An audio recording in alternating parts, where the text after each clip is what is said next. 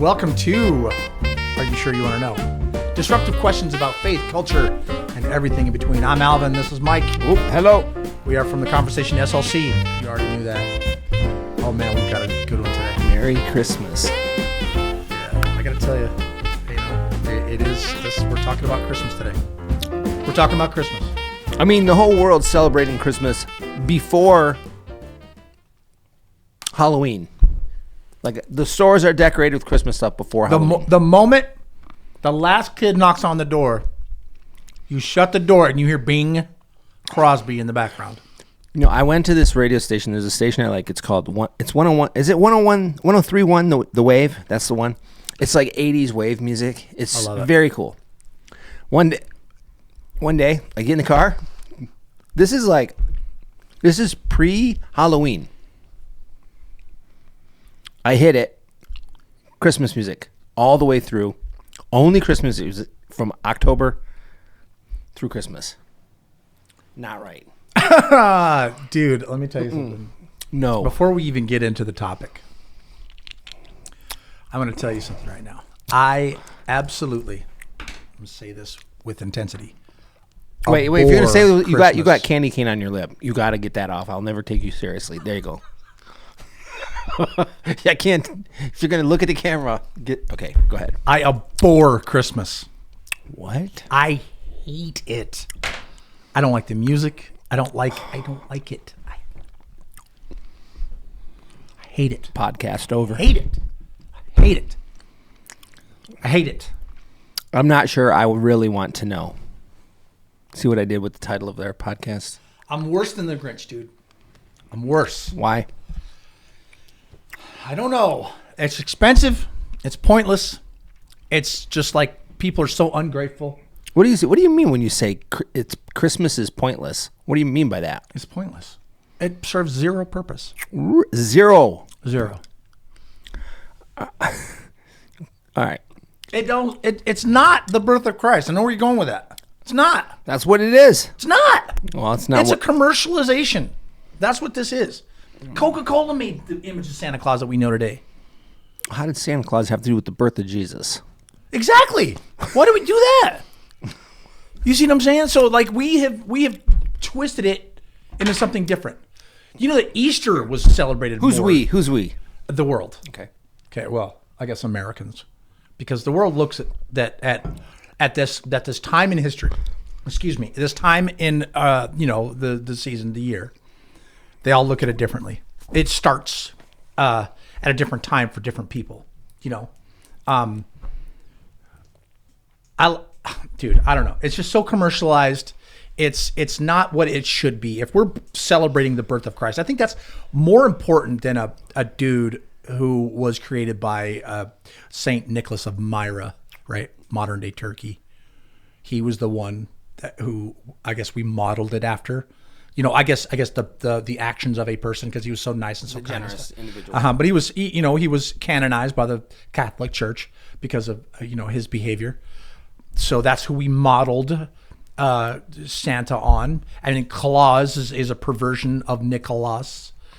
So Saint Nicholas. So that's where we got that from. Yep. But the commercialization of it, it's just a way for companies to sell you toys during that time instead of the Christian nation, the Christian world, to celebrate the birth of Christ, what Christ has done and what he has provided for the world. Well, I mean, that's one side of it. Yeah, you're going to get the negative one from me today. Today, I am the opposition. What does Christmas look like for you? Oh my gosh, an empty bank account and ungrateful people going, thanks, and me guessing what they wanted, and it's terrible, dude. I hate it. I hate it with all my heart. That's the spirit. It's misery. I hate Christmas. I hate the music. No, come on. I do. It's awful. TSO. I can't stand it, dude. TSO. You don't like TSO. So it's not even Christmas music. It's just rock. So seriously, what does Christmas look like for you? Legitimately, what is do you have a tree? Do you buy gifts? Do you do all that stuff still? Do you have a Christmas meal? No. Do you wear like a Christmas Santa Claus hat? This was forced upon me. This is for the record. I refused. I know, because you're awful. I know. You don't have the Christmas spirit. I've got the Christmas spirit in this candy cane. So so yes, I serve others on Christmas. So instead of me, going out and buying a bunch of garbage that people will not use in 3 days, and I'm trying to sell this to my wife, but I've never been able to, because the last year I think we spent a grip of money on her family in the Philippines for, just sending them a bunch of crap that they can't get in the United States for cheap. And so once again, I got myself broke, spending. Here's one thing. This is the kind of weird, I created this in my head. So of course it's my own dichotomy, right? There is this and then there's that. There's no middle ground. Okay. Yeah. Life is binary. I spent like thousands of dollars on other people. And you know what I got last year for Christmas? A coffee cup by a guy who hated me. Which is bizarre. And so I really, I just, and you know what, dude? And people, rapidly forgot about, my generosity. Oh, thanks for thinking about me. It was forgotten moments later. So but you have a tree? No. No tree in the house? No. But this year we're going to do the Charlie Brown tree, because I want that to be, an exemplification of my animosity towards the Christmas spirit. All right, so I feel like we've switched roles today. I like this. I feel powerful today. Yes. What would perfect Christmas look like for you? We'd ignore the day as if it was just a Tuesday. Yes, I wake up in the morning and I still have the money in my bank account that I was going to spend on people expecting something from me. And I get to wake up and I get to go, baby, let's go to the mission and serve hot meals to people who need it. Let's go outside and give somebody some food. I don't want to pass out candy and gifts. I want to go out into the community and people who do believe in this nonsense holiday, to give them, at least make them feel like somebody's out here doing something. Okay, positive. so there is a sense in which you would be like, okay, there are things we should be doing. Right. What are so? Like what? Well, but I also don't believe that we should be doing that just on Christmas. I think we should be doing that on a daily basis. Go out and help people. So, right? so we do that as a church. I got to say, I'm gonna qualify that. We do that as a church. This candy cane piece was too large. So would you bit off more than you could chew? I did. You definitely have the Christmas spirit. You expect too much. So would you prefer to not celebrate Jesus? I would. Not celebrate Jesus. Oh, so you the birth of Jesus. You tricked me because you have all that crap in your mouth. You started answering too soon. It's like the Family Feud reels I see on Facebook. Yeah. I don't know what the question is. Dumb answer coming. So, all right. Well, yeah, you would not celebrate Jesus then? I would absolutely. Personally, How? I would. Well, we've got to figure out, this is not Jesus's time, though. He wasn't. This is not. We've not associated that. That's an Anglo. Oh, he's anglicized, probably born in April, more right. likely. Okay. That's what it is. And so let's celebrate in April. But does the date really matter? December. I mean, it's not about the date. Who cares what? But why has the Christian church decided to appropriate that pagan holiday as their own? Which pagan holiday are you referring to? So Christmas is, by definition, pagan. Well, it was coincided with this winter solstice, which is December 21st, right? It's supposed to coincide with that. So that's the time that people celebrated winter solstice. Okay. And so we've given it an icon, Santa or whatever, whoever person we've put there. We've given it an icon so that we can identify it closely. Coca Cola decided in the 70s or whatever it was to sell more Coke. So they made this big fat guy with the beard and the red and the that's created that icon. So we as Christians has appropriated this holiday, this time. Yeah. To say, okay, this is the time we're going to celebrate our God. Well, this is no different than any other culture who's created the icon for this time. So why have we chosen that day? If we know as thinking Christians that this has nothing to do with Jesus, why have we chosen this time? Okay, well, I was just looking this up while you're saying that too. Christmas, the term itself is Christ's Mass. That's right. So this is a day to celebrate Christ. And what did Christ represent? What did he tell us? Love everybody. Everybody. Okay, so I'm not arguing. I mean, there's no question the commercialization of Christmas. I remember having conversations, when we moved out to Utah. My family's from Michigan, obviously. Most of them live in Michigan or back east somewhere. And we had this thing where, each of our kids would we'd have this big draw, and each kid would pick a name, and they'd have to buy a gift, and and we have 4 kids, and so we had 4 kids we'd buy from them. We'd pick a name, the other families would do the same thing, and then we'd go and we run around, we buy all this stuff, and it ended up being like, hey, what does your kid X want for Christmas? Are they this? Okay, I'll run around and get this, and I'll package it up, and I'll send it across the country. And the mail itself was like $100 sending presents there, right? Yeah. And so it was, and then I'm like, this is kind of crazy because there's no heart in this. I'm just doing this because, I'm calling you to ask. I don't even know what your kid wants. My kid is certainly not going to buy it. So, I mean, back in the day, I guess this, getting a surprise and opening up a package, not knowing what's in the package. Yeah. I think part of that is that I got to know you at a fundamental level. I got to know your wants and your likes and your dislikes and stuff like that. And so this, getting a gift, a thoughtful gift, something that I put a lot of thought into, was a thing, because I had the time to really know who you were. And I got you a gift that you would look at it and go, wow, he really does know me. And now we've gotten so far away from that. Well, we've gotten as far away as we've let ourselves. I mean, so I remember being in like 7th or 8th grade. My oldest brother, Doug, got me some suede Converse All-Stars. They were the best gift. I didn't ask him for those. That was like clearly I still remember it, know, because it was a really meaningful gift. And I remember getting a bike one year that my parents bought for me. And I, Susie, my wife, she doesn't really like this. Don't give me a list. It's kind of her mentality. Just, if you want me to have something, buy it for me. And I'm going to buy you something that I think is important. And I really, the convenience of that is lower than just the list, but the heart behind it's much greater. And what I'm celebrating is, like you're saying, I'm actually celebrating the person, which is what Jesus called us to do. Love you. He's your Savior. He's Emmanuel. He's Christ with us. We're embodying so if we embody Christ, I'm celebrating you. It's the day to go, I'm going to make sure that I am really, really not just thinking of you or celebrating you, but I'm taking a little extra step, extra effort, right? Now, how it's gone, we ended up getting rid of that tradition with the family. It's just too much to manage over time. Like, this is kind of crazy. There's no heart. We should... I also feel super guilty because there's a lot of people in my life right now that are super important to me. Yeah. They mean a lot to me. Yeah. And how could I show them my appreciation? I think that I should do that throughout the year and not just pick a day and be nice that day. Yeah, but just because you have a special day doesn't mean you can't still do that too, right?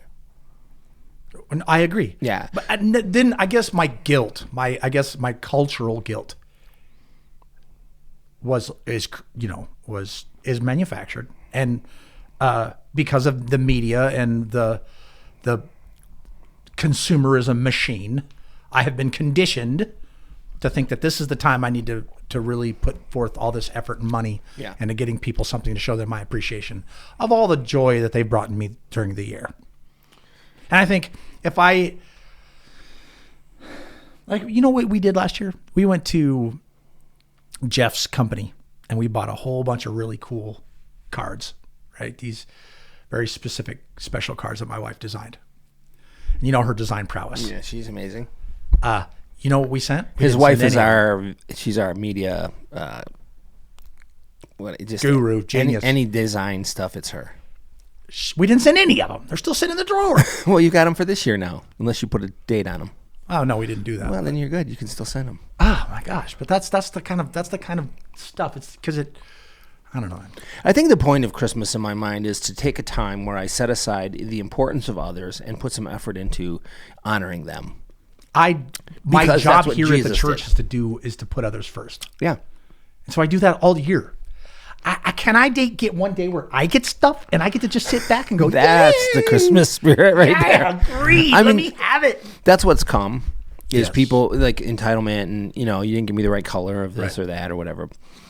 I don't know. I mean, again, I'm not advocating for. I would agree. I started by saying it's not even Halloween and they're playing Christmas music on which I used to like the music on there. Now, I can't until after Thanksgiving.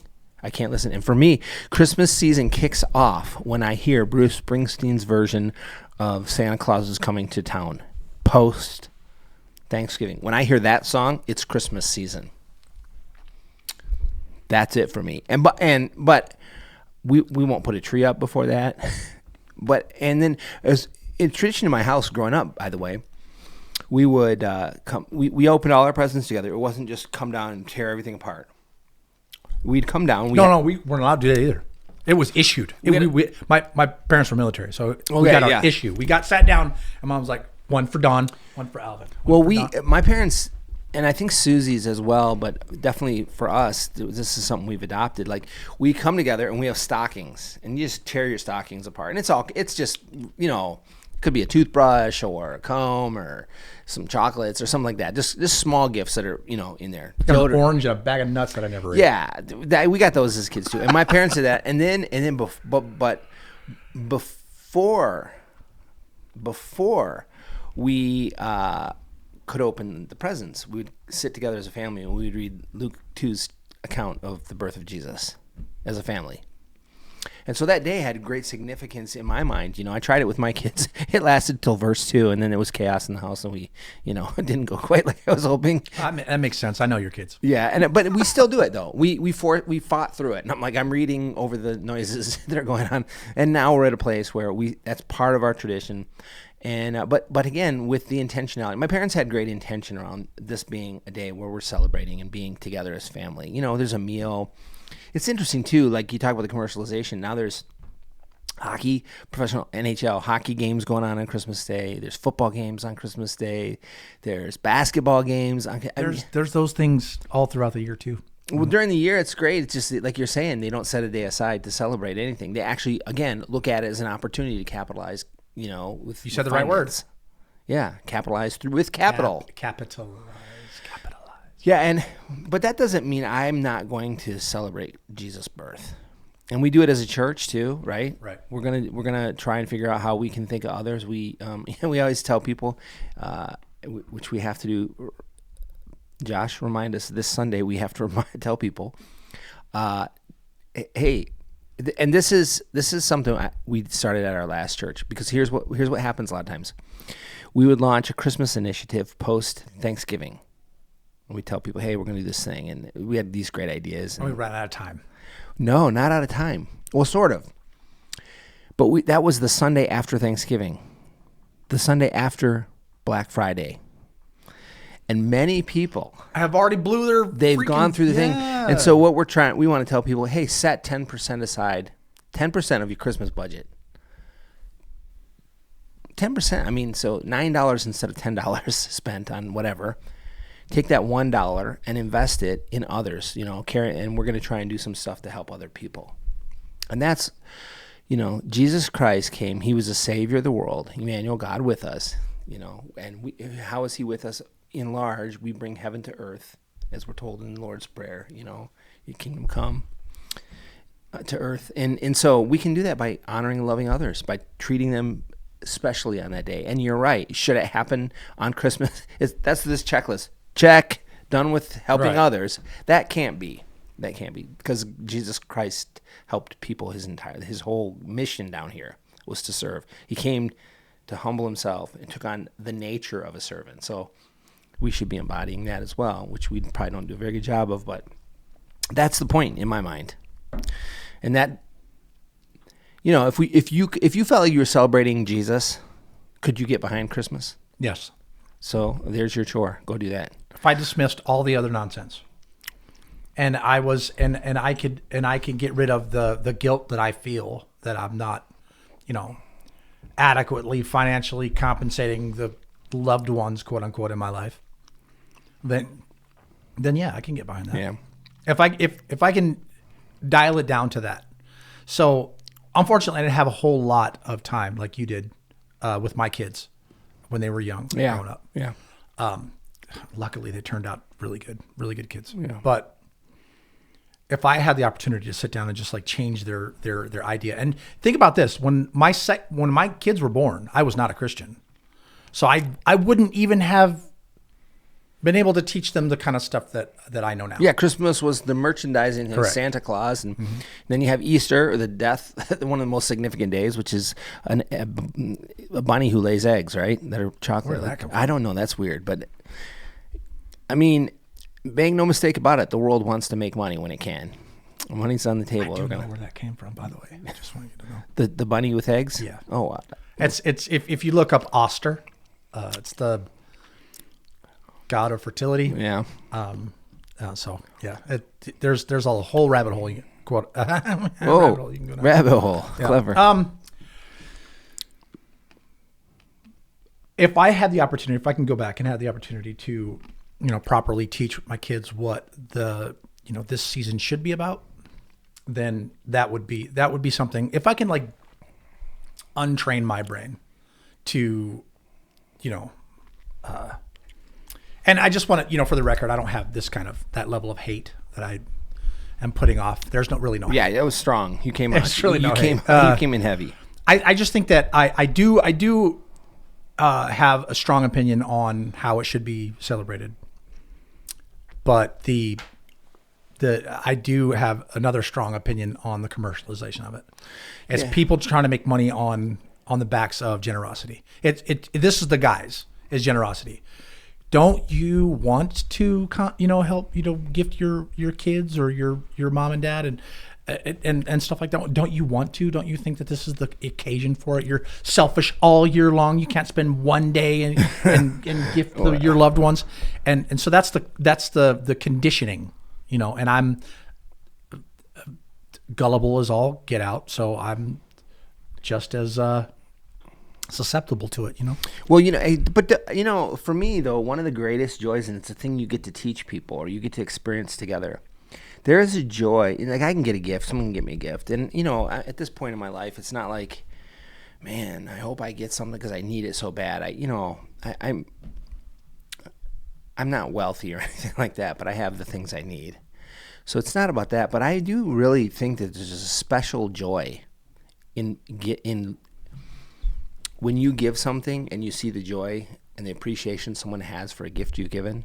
That's a special kind of joy. I live for that feeling. Yeah. That's why I have the cell phone thing. And I live for that. That's a great opportunity to tap into how this is exactly what Jesus is trying to teach us. When we can learn to be selfless and other-centered, there's a whole different level of joy that we can experience that we never experienced often, I should say, often never experience because we're so focused on ourselves, right?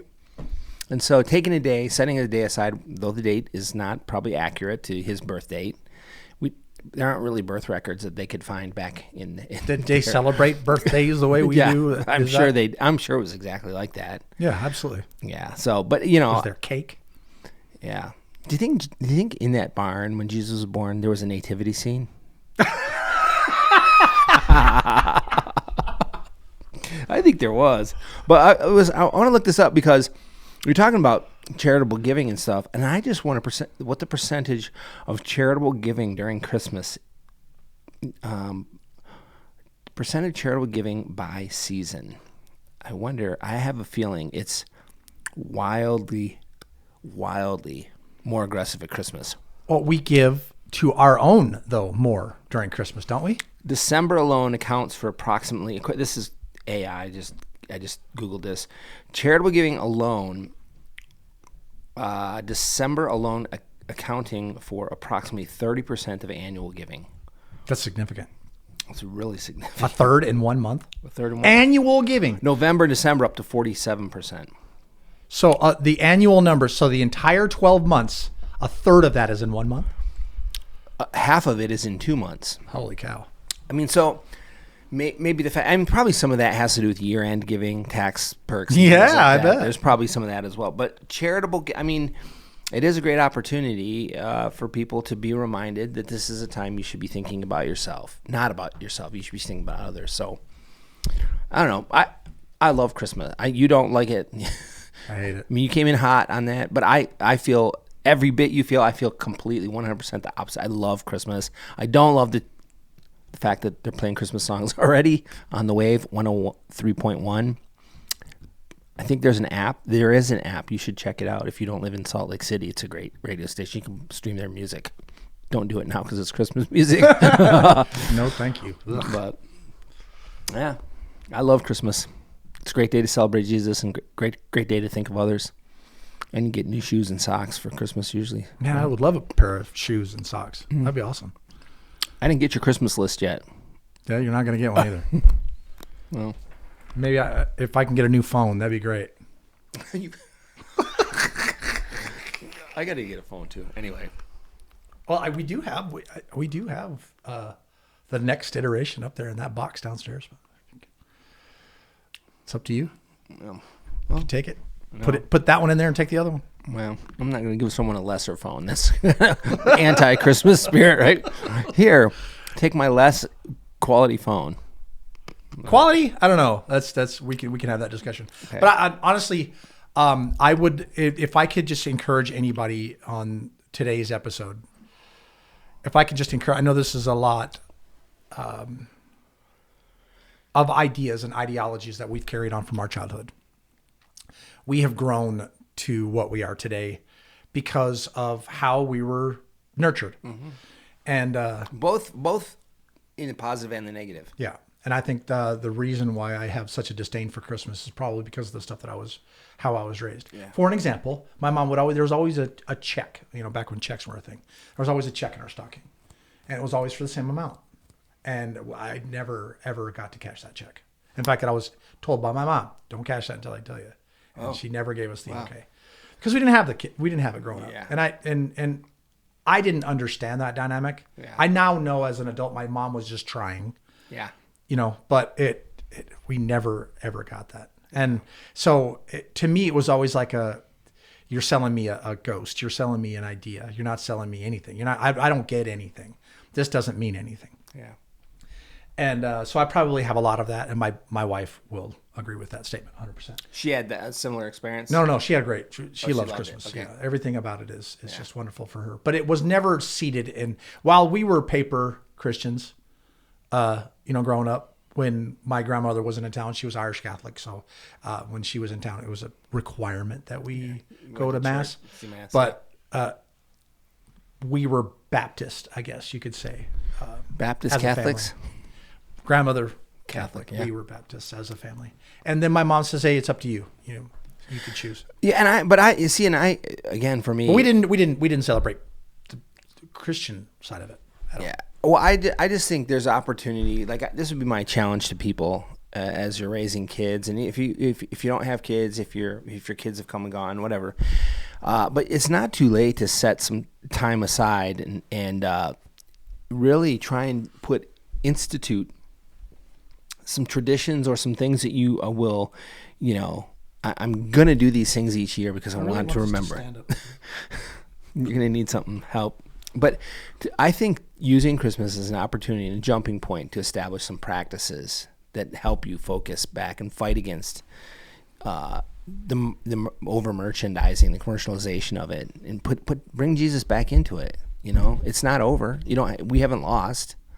It's Christmas is whatever you make of it. And I think now me, my wife and I have a really cool tradition. What's that? Our very first year, I told her what I wanted to do.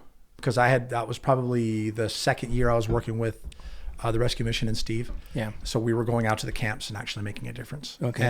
And I got bit by that bug, and then so while we were driving one night, it was coming up on Christmas. I said, wouldn't it be awesome if we could figure out a way to, buy these meals and just make a whole bunch of these small aluminum tins and fill it with a standard Christmas dinner, right? Yeah. And then take it out and deliver these. And then when I talked to Steve about it, he's like, "Ooh, don't do that." safety issues, all this kind of stuff. And so we were able to go to Fill the Pot and serve there, which was freaking awesome. That was one of the... You went where? Fill the Pot. Don't know that place. Do you remember that year that we did? I think it was our first year as a church. We went out and did the coat drive or whatever, and we set up right there in that little corner, right behind the. That place like right soup there. Kitchen. That was Fill the Pot. Okay. And so we served Christmas dinner there, and there's a 2-year wait list to get on to serve in there. And we got on every year because our friend Caroline. There's probably a 2-year wait list because 47% of charitable, you know what I mean? Like, I'm not even joking. Yeah. People think of it. This is why I say this. I love Christmas because it's also a time to hit a reset. If stuff's not going, if you feel like you're celebrating the wrong stuff, hit a hard reset. Do something different. Think of it. And so probably that's because people's mind peaks at Christmas about being others-centered. Yeah. And then they lose it on January 1st when they're hungover and regretting their life choices. Yeah. That's. We decided we were going to go out and go to the store and buy the whole kit and caboodle, everything that you could want, right? And then we contacted, it's Kevin Latham over at K2. Oh yeah, he's always given us a family every year. He's like, okay, this is the family you need to contact and help out.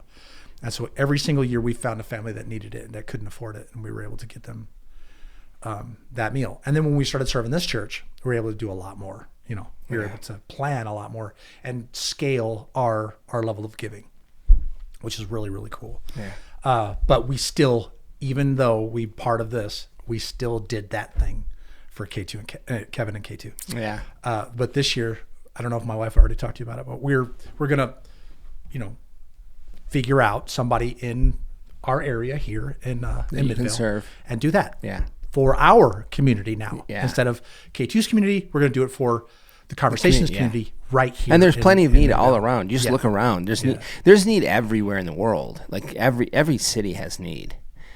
So I would encourage you, wherever you live, to look for your local soup kitchen, your local mission. You could do it anywhere you want, but find a place that calls to your heart. And really, really give to that, whether it be your time, your money, your energy, your resources. And that doesn't necessarily mean financial. It means if you have access to something that you think would benefit somebody else, then I would encourage you to utilize those resources and reach out. Spend that time to get bit by that, like my wife and I did. We got bit by that spirit of giving during that time, and it carried over throughout the year. And so start on Christmas let it continue. Yeah, let this become a practice of your life. Right. I will tell you one thing we did, and I would encourage people to consider this, okay? One thing we did as a family, we call it Ring and Run Santa, okay, in our family. And we had when we first moved here, we had a family down the street that ended up moving out of the house, and they were struggling financially. They had they were not from the United States, and so I think work was a little more challenging to come by, and so they were financially struggling. And we knew them pretty well. My daughter actually was friends with one of their daughters, but they moved away from our neighborhood, and we looked them up, and we knew them enough that we were able to take, we put money aside, and we went and we bought specific gifts for all of the kids, okay, in that family. And this took a little work, actually. And then we took our kids out one night. I think it was maybe the week before Christmas or the night before, maybe it was Christmas Eve even.